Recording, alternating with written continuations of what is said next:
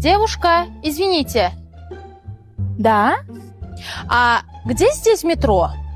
Ага, метро. Дальше. Налево. Keyin. Все, метро. Спасибо, поняла. Keling o'zim sizga rus tilida to'g'ri yo'l tushuntirishni o'rgataman. To'g'riga boring. Идите прямо. O'ngga buriling, поверните направо. Chapga buriling, поверните налево. Bu yerdan uzoq emas. Недалеко отсюда. Bu yerdan mashinada borsangiz bo'ladi. Можно доехать на машине.